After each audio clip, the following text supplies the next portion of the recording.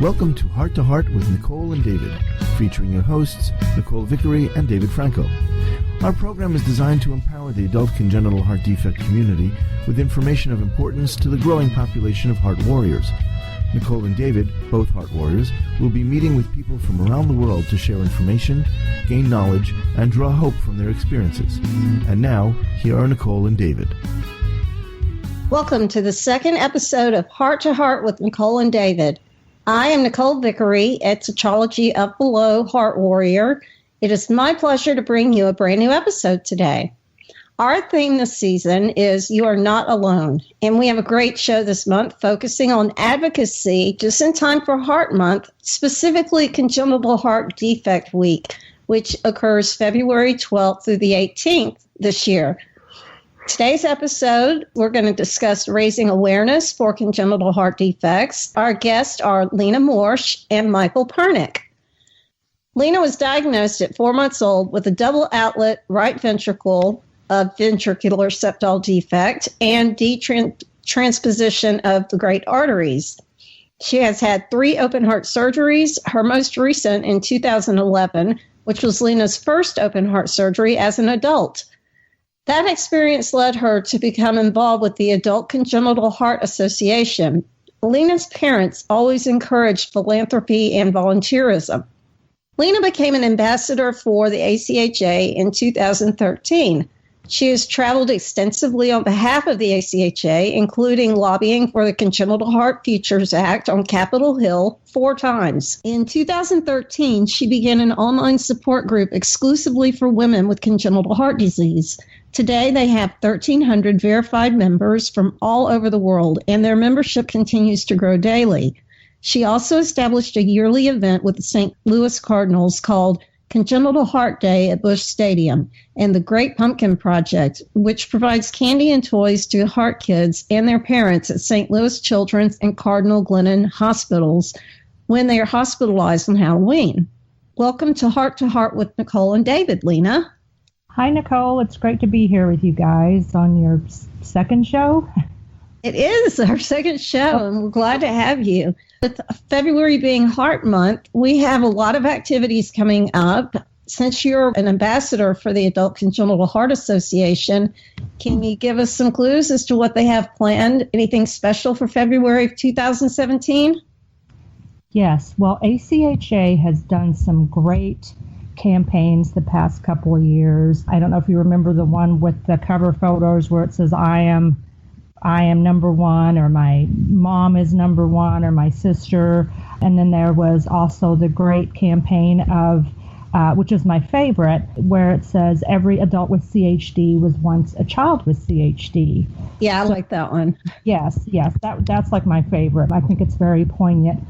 So this year, next week, which I'm sure the show will probably be airing by the time it comes out, but ACHA is unrolling their plans for Heart Month. And Angela Murray, the Director of Communications, has been working really hard with the staff to make it really awesome this year. She has created a lot of different things to get involved on social media. They worked with the isupportcause.com to do Facebook overlays that you can put on your profile image. I'm not really sure yet exactly what that is. I haven't seen it yet. They also have created some profile photos. If you don't want to do an overlay image, they made a cover photo. They're going to provide you with social media messages to put on your Twitter, your Facebook, or your Instagram. And that's going to be the big focus this year, is getting the word out on social media, since it's such a powerful platform. Everybody's on there. So hopefully we can get more people to post the images on their profiles, on their cover photos, to tweet it.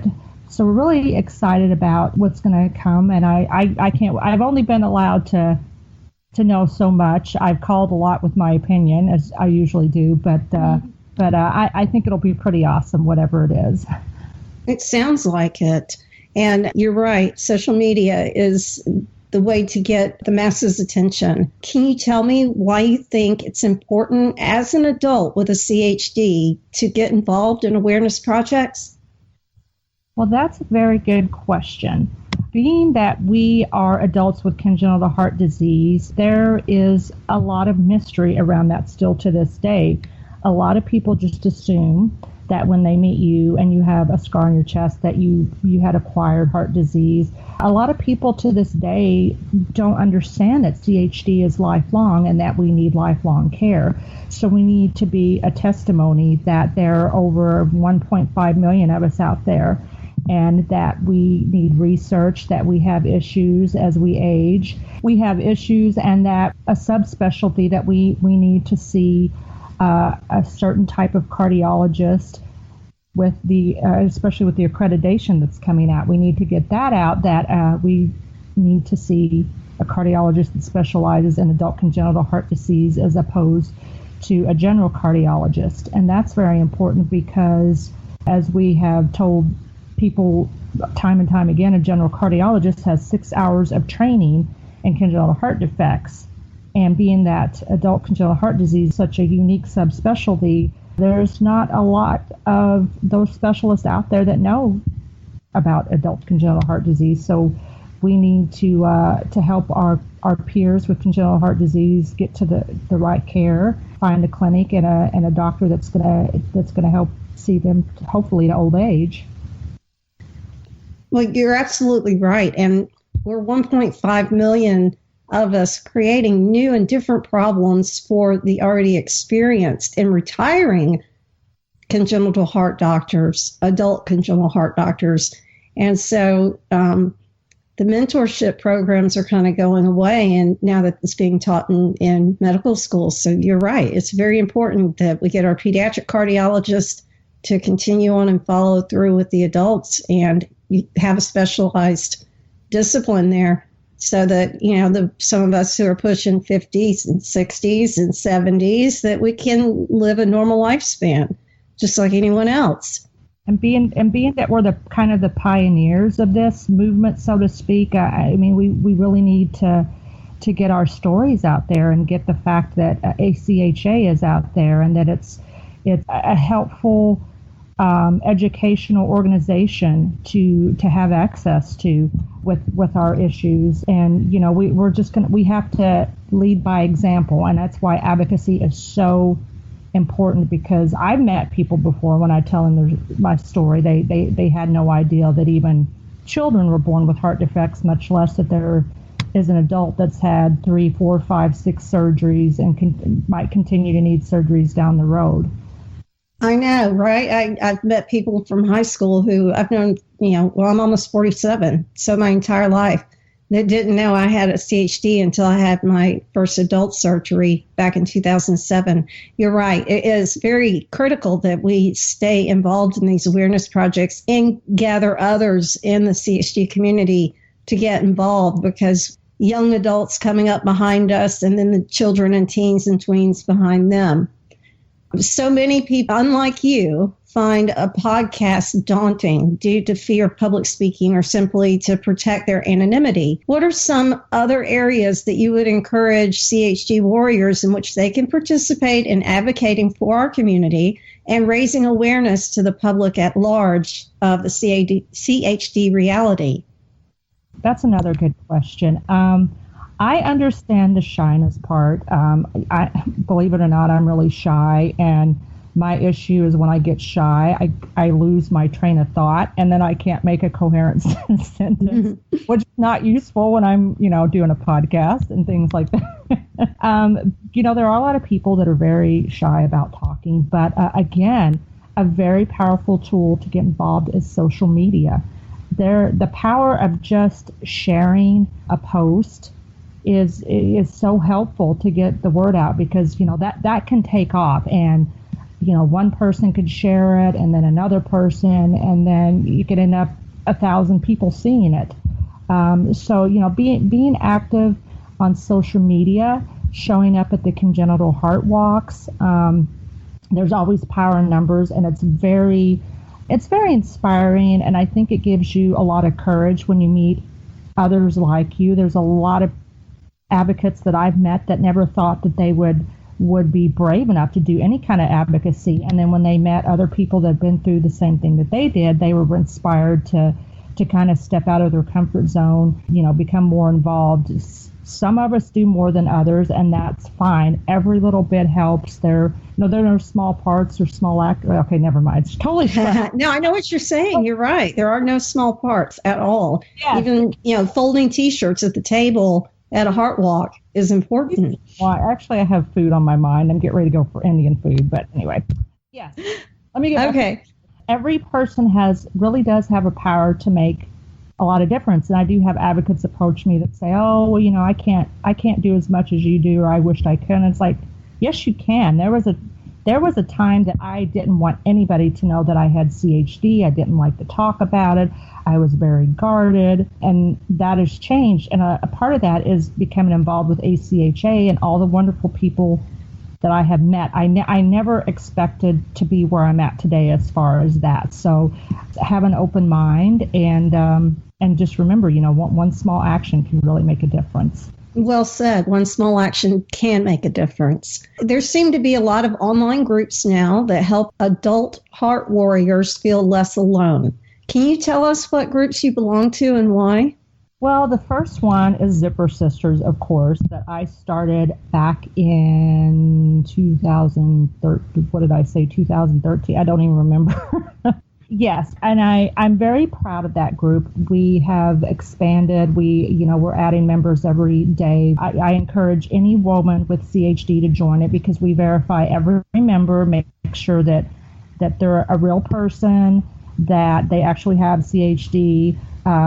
So we don't have, for lack of a better word, outsider. It's kind of like being when I was in a sorority in college. It's a sisterhood that, we all have this common bond, and there's a safe place to talk about self-image, relationships, a lot of topics that are specific to women, such as childbearing, whether to have kids or not have kids, birth control, having insecurities about your scars, which is really hard to talk about in mixed company. And I'm very pleased to see that the group has grown and see friendships develop and people drive across states to meet each other and become really good friends. It's been wonderful. So if you're on Facebook, please request to join and check your spam folder because we do have admins that work really hard to email you and, kind of check up. And we just ask basic information like, what's your CHD?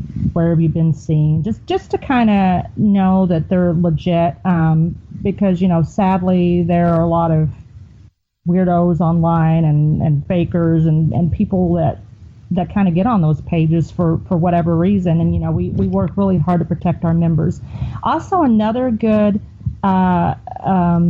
resource is the ACHA message board, and that is monitored by, right now, I believe, 2 really awesome ambassadors, Marilyn and Anna, and I'm sorry if I forgot somebody, but they are checked that often, and they are very good about if you have a question to direct you into the right direction to find the answers.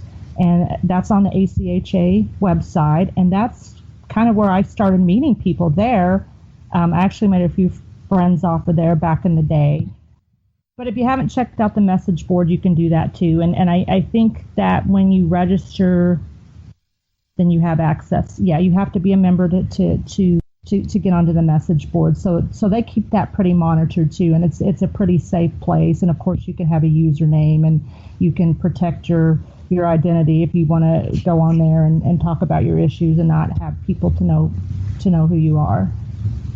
Those are 2 really incredible resources, having been on the board for the ACHA many years ago, and also being a Zipper sister of yours. I can't tell you the number of relationships I've made, and everywhere I travel, when I immediately notice a scar on a woman's chest, I hand her my business card, and then I flip it over and I say, if you're on Facebook, go here to the Zipper Sisters. So let's see. Well, you're welcome. I know you have one young girl from Hawaii who joined because I met her. She's like my daughter now. Oh. Now, I know you have a new project that you're excited about. Can you give our audience details on this monumental task that you help spread awareness and educate others on congenital heart defects? Yes, monumental. That is a great way to describe it. Okay. I was inspired about 2 years ago to build a website after surfing on the internet late at night. I always get on my phone and I surf before I go to sleep. And that particular night I was looking up something in regards to CHD, and whatever I was looking at was just a poor representation of CHD. It was either incorrect information. I don't exactly remember what it was. So I started thinking about how there is a lack of a really strong platform to get out stories, to talk about the history of especially ACHD care, the research that's going on. And so my parents always taught me, if you don't like the way something is, then do something about it and change it. So being that I have a background as a writer and editor, I came up with this idea to start a website called Uncommon Hearts. I was hoping to launch it about a year ago, but unfortunately, my mom had been really ill and she passed away, and I just had to take some time off. So this past year, we started rebuilding it again, and I started gathering contributors. We were hoping to launch during Heart Week, but that's not going to happen because a lot of my contributors are traveling. They'd been ill. They had had losses in their family.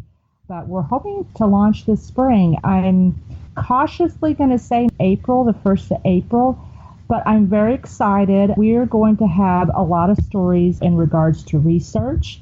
I have a lot of CHD physicians that are very eager and excited to participate in stories and writing features.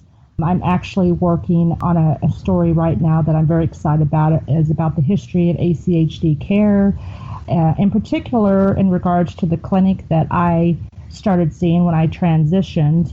My cardiologist is semi-retired now, and I kind of wanted to honor him. So we began talking about a way how to do that. And so we are doing a story on the history of how it came to be. And I thought it was going to be an easy story to write. And then I realized that people that were involved with the formation of it have either passed away or they've moved all over the country. So I've been talking with doctors and nurses and patients all over the country. So I'm very, very excited about that. I don't want to give a lot of it away because we are kind of still working on the stories and we kind of want it all to be a surprise. But I think it's going to be something that people haven't seen before. I hope it's going to be very inspirational, informative, and perpetuate people to get involved, to understand CHD, and hopefully push for more funding for research, which we really, really need. So I'm very excited. It sounds exciting, and I'm really looking forward to seeing that come to fruition. I think I can speak for all of us. We're here to help you if there's something that we can contribute, and we're all in this together. I need help. I thought I was moderately intelligent until I started trying to build a website. I thought I could do it myself. I had to get somebody to do that. And then there's this whole system of how to promote yourself on social media. Just every aspect of it. I think learning Mandarin Chinese would have been a lot better. It's going to be, and I don't want to be overly optimistic until it's launched, but I really think it's something that's going to take off, and I hope it does. I hope that it builds and that we could get every ACHD clinic and physician and researcher and amazing advocates out there, to contribute. And what we're going to do is steer clear from the things that's already happened, such as people that have their own personal blogs and things like that. We're gonna stay away from things that have kind of been done before. So hopefully that will really inspire people to come and look at every single thing on the page. I want them to look at every story and like what's there. I released a video this week on Facebook. I don't know if you've seen it, but look for it. If you haven't, you could go to Uncommon Hearts. Our Facebook and Twitter page is up, so please follow and like us. And there's a video on there that's kind of describing the concept and what it's going to feature. That's great. Did you repeat that? Uncommon Hearts? Yes. It's okay. Uncommon Hearts. It's facebook.com/Uncommon Hearts. And then on Twitter, we're at Uncommon Hearts. Okay, if you don't mind, I'll link that to our Facebook page and also the other ones that I admin for the congenital heart community. And we'll also put this interview on the Zipper Sister page. Yay! We're trying to build our social media. As I said before, social media is right now one of our most powerful tools. And, that's kind of one of my big goals on top of trying to build a website. Well, let me tell you, sister, you've met the right person because I go to a social media conference every year. I have to take us to break, but you and I, you're on my list. I'm coming after you to talk to you. Anyway, thank you, Lena, for sharing your plans with us. Now it's time for a commercial break, but don't leave yet. Coming up next, David will be interviewing another strong advocate in the CHD community, Michael Pernick, when we come back after this brief commercial break. Many families are unaware that over 30 types of congenital heart defects exist. CHDs are the leading cause of neonatal and infant death in America. Many children are born with multiple heart defects, and families need help in creating more awareness to catch and cure CHDs. Do your part to bring awareness and research. Many CHDs may not be detected until later in adult life. The most common themes that I hear is why. She always needed a lot of attention. She had strokes. Even though it's a natural inclination to withdraw from the CHD community, I think being a part of it helped me be part of the solution. Heart to Heart with Michael. Please join us every Thursday at noon Eastern. I'm Michael Lieben, and I'll be your host as we talk with people from around the world who have experienced those most difficult moments.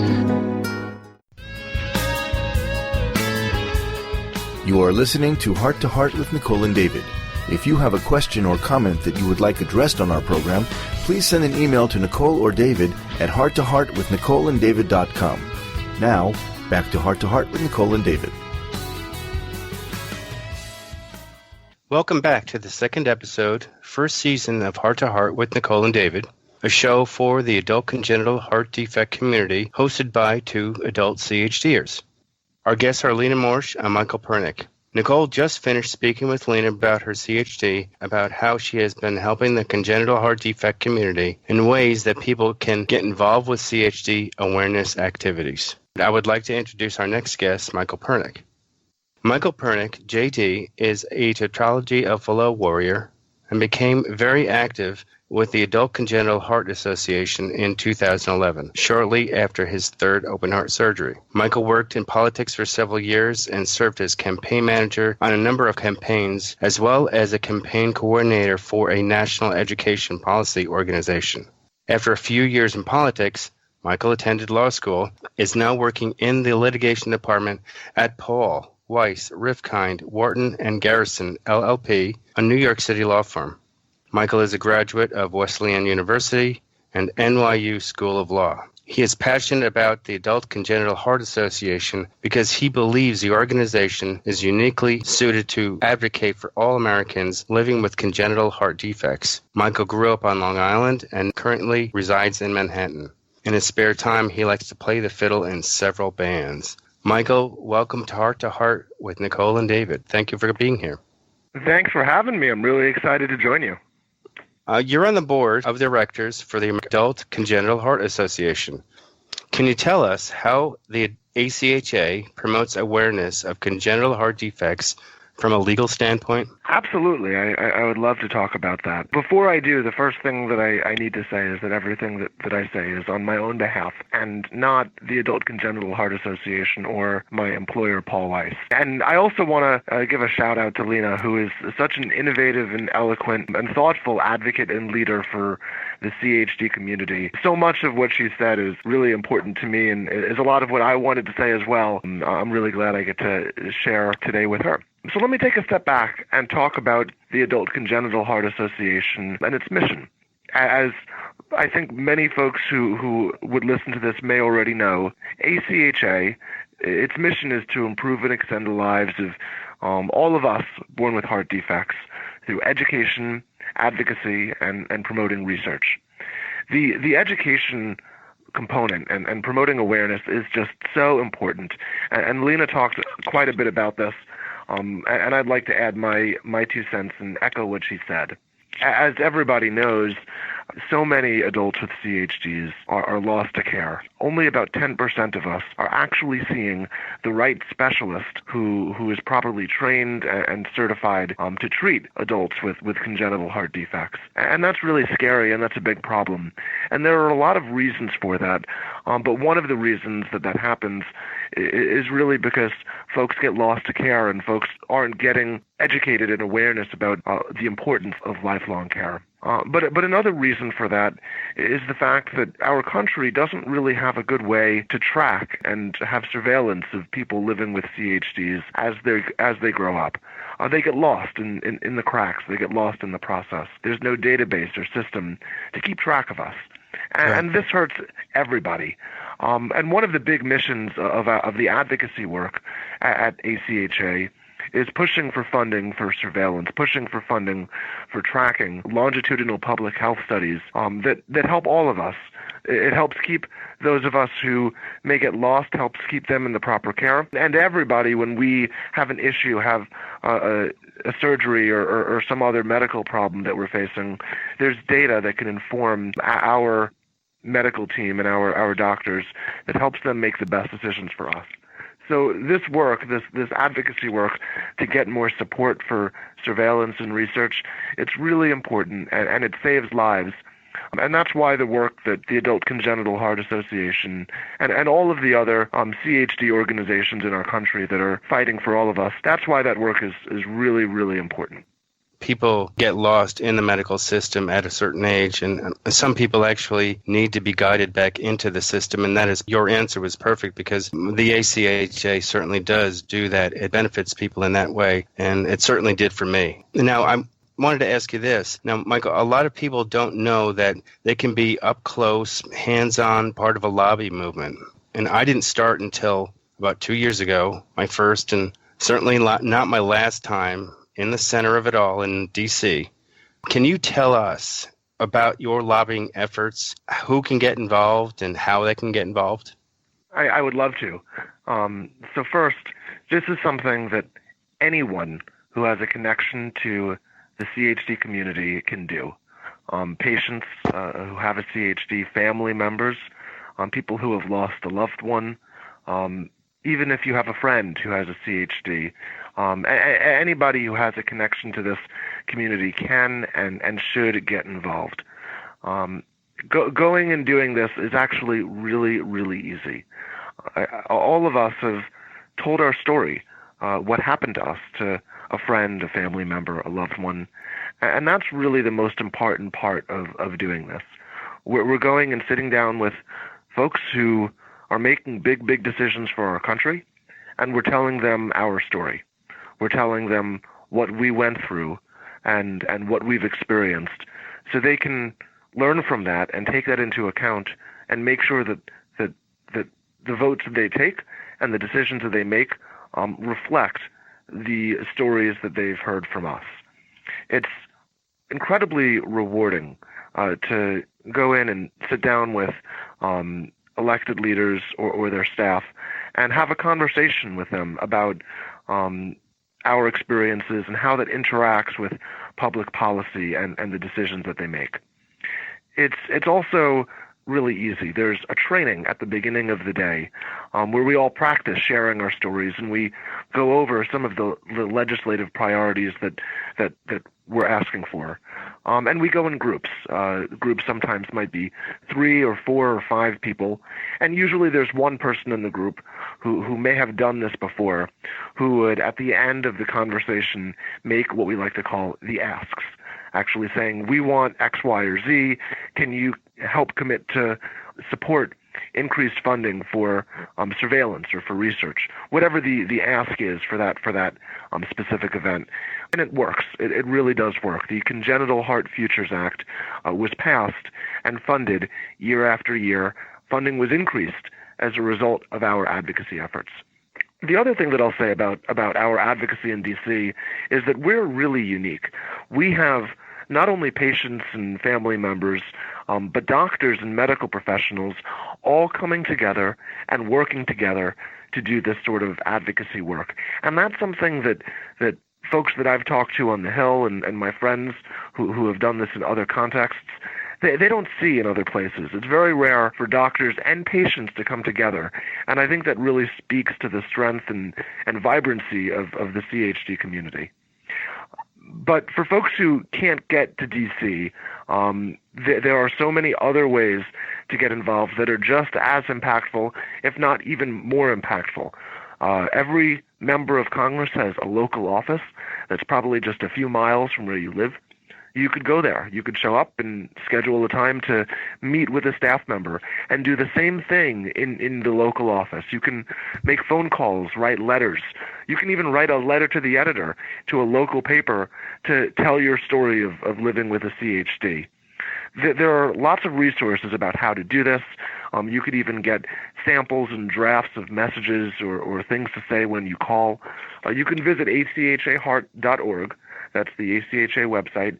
There are just tons of great resources there to help give everyone the tools that they need to advocate locally or to go to D.C. and advocate in person. But I'll just say the single most important thing for our leaders is to know someone who has a CHD, to have heard from someone with a CHD, to have heard our stories. Because once they hear our stories, it'll be far more difficult for them to do something that hurts us. Exactly. It's perfect that you said that. I find it when they get down to that level where they can actually see you eye to eye, it's very different for you and either the representative or their aide. It's an incredible experience. I also wanted to thank you for mentioning that you can do this from anywhere, especially if you're in a larger city. I'm in the capital city here in Texas, so I can go visit senators and a representative. It's very simple. I wanted to congratulate you on the receipt of your Juris Doctorate. And how has... Thank you. You're very welcome. You're welcome. I remember you speaking about it before you actually completed it. Now, I wanted to ask you, how has becoming an attorney affected your volunteer efforts? I really appreciate that. I first got involved in advocacy, and I first got involved with the Adult Congenital Heart Association before I even applied to law school. So I've been involved for quite a number of years now through law school, and now working as a lawyer for a couple of years. And I've got to say, honestly, it hasn't really changed that much. The biggest difference is that a few years ago, I was a starving law student with no income. And now I have a job, and I'm very fortunate to be in a position where I can donate money to support ACHA and to support our work. And if you're in a financial position to make a charitable contribution, and anything, even a few dollars matters, I would urge you to consider doing that. Because even just talking about advocacy, not even getting to all of the other work that we do, the Heart-to-Heart Ambassador Program, the accreditation program, even just talking about advocacy, this work is expensive. We need to pay for lobbyists and consultants and public policy experts to come in and organize our efforts and priorities. But in the long run, the investments that we make in advocacy pay off 100-fold, because every time we go to D.C., every time we reach out and work with people, and we do it in a smart, strategic way, there are federal research dollars that come back to help the CHD community. And we're in desperate need for more research. But besides that, I don't think there's really been any change in my ability to be an advocate, to talk to my leaders and to share my story. You really don't have to be a lawyer. You don't have to have a legal or a political background to do this. All you need to have is passion and a story that you can share. And then you would be an extremely effective advocate. Agree. It doesn't take much, and it's from the heart, definitely. Thank you for saying that. Your answer leads into my next question. I wanted to ask you, what were some of the things that you would recommend our listeners do to raise awareness of congenital heart defects, and why do you think it's important for people to promote, advocate, and educate on CHD? You kind of answered that question, but is there anything else that you want to add? Yeah, I absolutely. As I said before, right now, only 1 in 10 adults are actually seeing the right doctor. And so many millions of Americans with CHDs have been lost to care. If you're listening to this, you are already engaged in the community and you're learning more. And you can be an ambassador in your local community. You could spread awareness and talk about the importance of lifelong care. And that's just so important because doing that will save lives. On the advocacy side, our work is hugely impactful.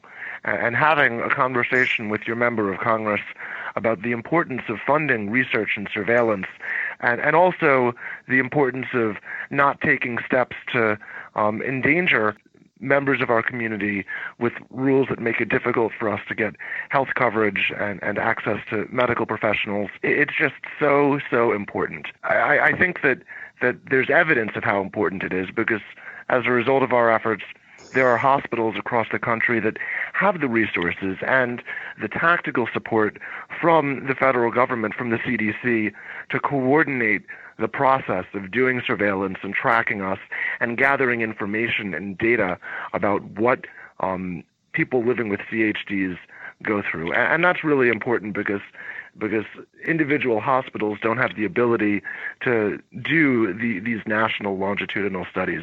It really has to happen at a higher level, and that's something that government and our government leaders need to play a role in. But I'll also say this is so much more important now than it has been in the last few years. And I'm not going to get partisan, but I do need to say that as many people know, last week the U.S. Senate did take steps to eliminating protections and rules that protect those of us living with CHDs. The Senate voted to eliminate rules that prohibited insurance companies from denying health coverage to people with pre-existing conditions. The Senate voted to scrap the rule that bars insurance companies from placing lifetime caps on coverage. And there's also been a lot of talk of cutting funding for medical research. And I don't say this to scare people, and none of these things have happened yet. The Senate needs to pass another vote, then it needs to go to the House, then there's a reconciliation process, then the president would need to sign it. So there are many steps before these things would actually happen. But it's very important that everybody, all of our members of Congress, have a relationship with people with CHDs so they understand what we're going through and the obstacles that we face and the importance for having rules and funding to support us and make sure that we're healthy and we get the care we need and we're not in trouble down the line. And anybody who's listening to this can make a really huge difference in that work. Just a few years ago, we had very little hope of getting funding for surveillance, but as a result of our advocacy efforts, we did, and I have no doubt that can happen again. Now, I'd like to wrap up, Michael. Thank you very much for sharing. It's time for another short commercial break, but don't leave yet. Coming up next, Nicole and Lena will join us in the room, and we will discuss Heart Month and more. We'll be right back. Anna Jaworski has spoken around the world at congenital heart defect events, and she is available as a keynote or guest speaker for your event.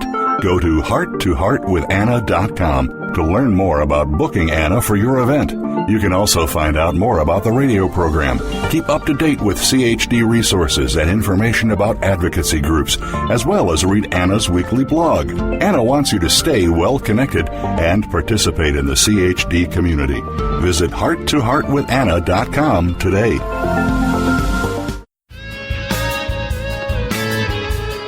You are listening to Heart with Nicole and David. If you or someone you know would like to be a guest on our program, please send an email to Nicole at hearttoheartwithnicoleanddavid.com. Now, back to Heart with Nicole and David. Welcome back to our show, Heart to Heart with Nicole and David, a show for the adult congenital heart defect community. Today's show is raising awareness for congenital heart defects, and our guests have been Lena Morsch and Michael Pernick. Hi, Lena. Thanks, and it's great to speak with you. Would you like to share your goals and expectations for the projects you shared with us in the first segment, specifically for Heart Month 2017? I think what I said earlier, especially with ACHA, our big goals is to this year engage people on social media and build membership for the Adult Congenital Heart Association, as well as the Facebook page, the Twitter app, and just work together to get the word out there of all the resources, the advocacy opportunities for Lobby Day, how you can participate even from home, as Michael covered in his segment. We're just hoping that by the end of Heart Month that a lot of people will know a lot more about CHD and what they can do to make a difference. I wanted to ask you, Michael, if you had any specific CHD activities that you'll be involved with during the month of February, and if so, what are your goals and expectations for this year? Well, first, I want to say, Nicole, great to talk to you and great to hear from you as well. I love Heart Month. I think that Heart Month is a great thing because when everyone in our community is all speaking out at the same time with the same message, we amplify our message. And that's really, really important and really powerful because of the way that social media works. If we're all communicating about the importance of lifelong care, the importance of getting your annual checkup, the importance of making sure that you're taking care of yourself, that's something that will get out there and will really have an impact on people. And if we add to that in-person conversations, if we add to that talking to folks at events, it really is a very effective way to raise awareness, to find those people who may not be in the system and get them into the system. And at the end of the day, that's what saves lives in our community, to get people back into the system and back into proper care. Aside from Heart Month and our advocacy efforts, I'm really excited for this year. We have an accreditation program with the Adult Congenital Heart Association that worked with the leading providers of ACHD care to develop criteria for accrediting ACHD programs. And this accreditation program is just coming into full swing right now. Every single person with a CHD needs access to specialized care that meets the highest standards, regardless of where they live. And that's something that really, unfortunately, isn't the case right now, because until we develop these accreditation standards through the Adult Congenital Heart Association, there weren't accepted standards that CHD centers and clinics needed to meet. There was a lot of inconsistency, and a lot of people who ended up seeing the wrong doctor, like a regular cardiologist or a pediatric cardiologist. Those doctors may be caring and intelligent and wonderful people, but the entire medical community that works with adults has come together and said, you need to see an adult CHD doctor. So we finally have this process for accrediting CHD programs. It's finally in full swing. More and more programs are applying to be accredited, and it's a very robust process that takes time. Experts need to visit the site. There are many questions they need to answer. But once they do, they will have the stamp of approval, and anyone who has a CHD can go there knowing that they've satisfied a very robust process. So I'm optimistic that we are going to make really significant progress this year in taking steps to help our entire community, and we can build on what we've been doing over the last years to protect our community and do the most we can to help people. I can't agree with you more, Michael, on both points, being that we need to come together as an entire community and unite in our advocacy. Speaking with one loud voice, people will hear our message better than they will the fragmentation and segmentation that's going on in our community. Secondly, to the point of the accreditation process, when Hurricane Matthew messed us up in October, that was the first meeting on my agenda because I am really excited to see the vetting process.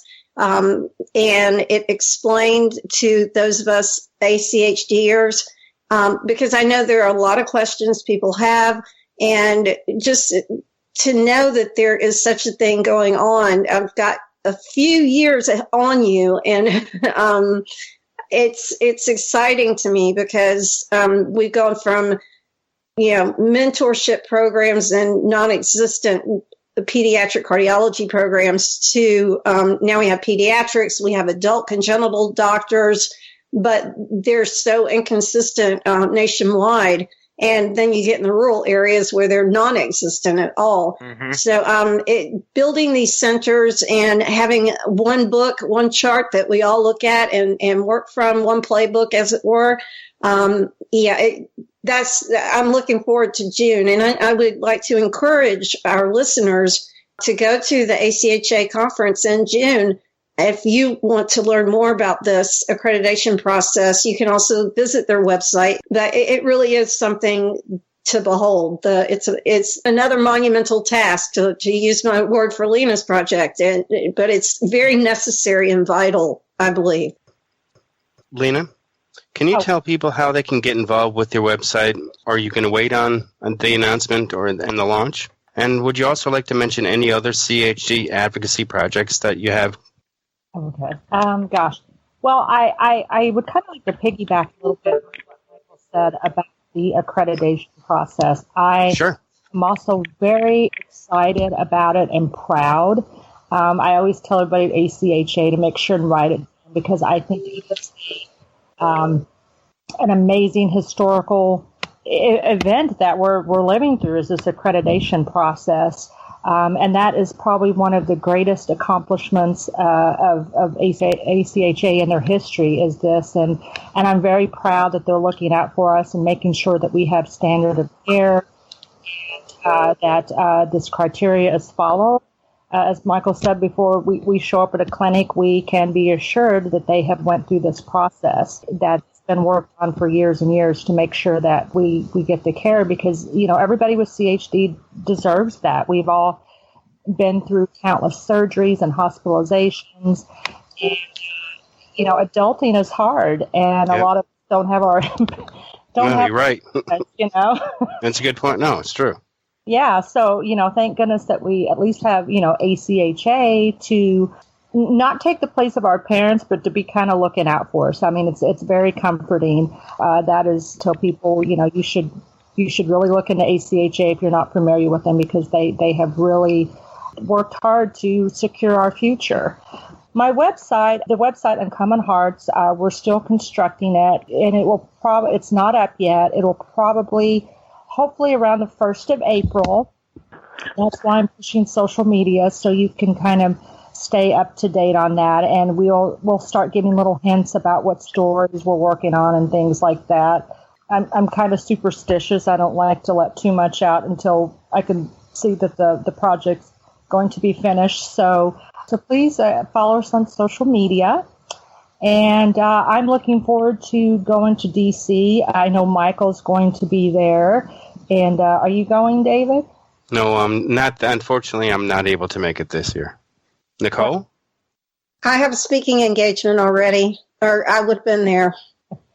Well, I'm going, and I'm taking my twin sister again. We're very excited. She probably has even more fun than I do at the process. It's very empowering, and I hope that I think registration's closed. It might be extended. I'm not really sure, but if anybody last minute decides to go wild and go to DC, there's not. What are the dates, Lena? It is March 1st to the 3rd, I believe. Okay, that's what I was thinking, first week in March. And yeah, it's nice to be able to march up and down Capitol Hill and get blisters on your feet. It's a lot of fun. I really enjoy it every year. But there needs to be a handbook for lobbying, because women ask me before, like, what they should wear, if they should wear dresses and heels, and I always say don't do it, but then the newbies never listen to me, and then at the end of the day they're always like, well, why didn't I listen to you? I walked miles today, because there's pretty much a whole city underneath the Capitol, and you kind of walk on. I mean, it's huge. You can walk miles and miles. It's for a good cause. I had a petameter to take to see how many steps that I make in that day. Right. Well, just use your phone. Yeah. I will be joining locally. My doctor and I always meet with our rep and senator when they're in town. So they know me too well. It's kind of Well, a double-edged sword. Their home court is an advantage too. I mean, following up just because you go to DC, and also if you can't go, encourage all your friends and family to call the office that day and say, hey, we have some people coming in. Right. We want to support our cause, and we would really appreciate that. So, I'm like Michael. I'm very excited for this year. There are a lot of great things in the works. I hope that things are gonna be vastly different by the end of the year. I think we're going in the right direction. To quote a wonderful CHD ambassador that is a friend of mine and Michael's, Rick Pewter, I want to say, we're not the messenger, we're the message, and we together. There's 1.5 million of us. We could be a really loud voice if we all work together at this. Very much agreed on that. Well said. As we close out the show, I think the biggest hurdle in advocacy and awareness work is not allowing myself to be defined by my CHD. I've never done so. Like I said, growing up, nobody knew I had it. I lived a normal life, as normal as you can, barring all the hospital visits and stays and bouts of pneumonia and all that.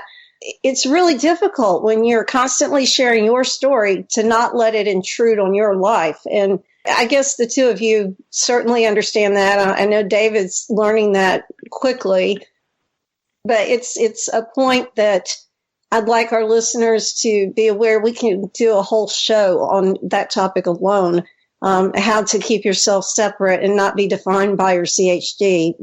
And you can advocate and do that. I want to thank both of our guests, Lena Morsch and Michael Pernick.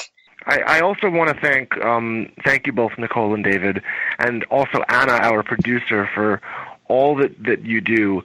I know that the three of you are leaders in the community and work really hard to spread awareness and to help everybody.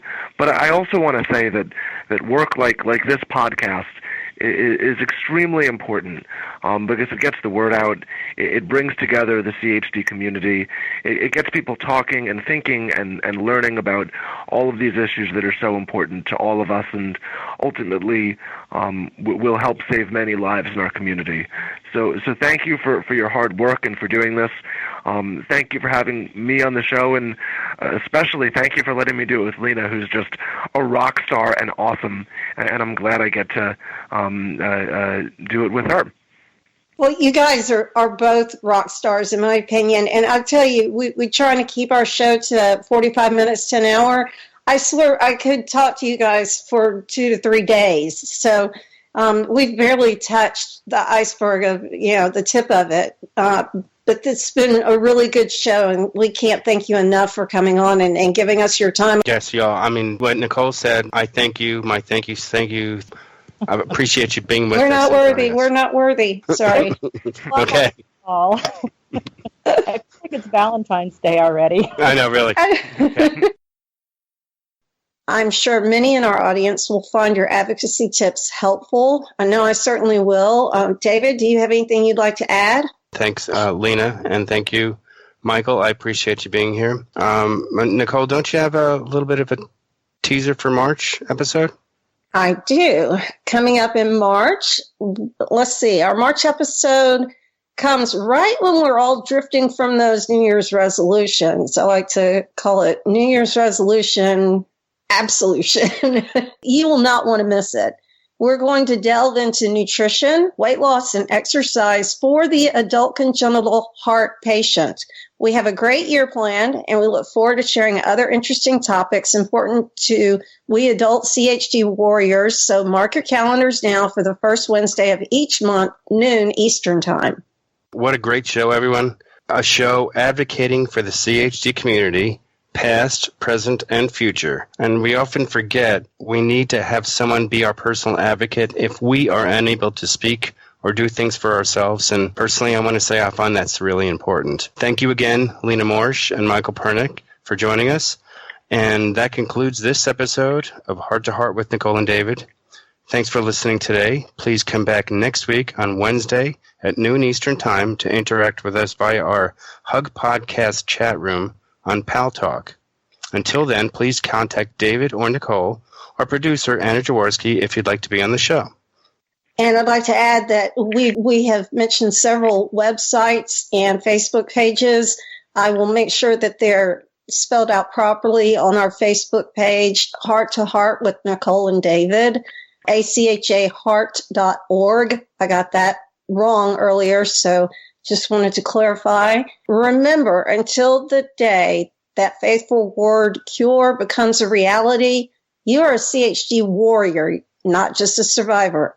Keep up the good fight, and thanks for listening. Thank you all.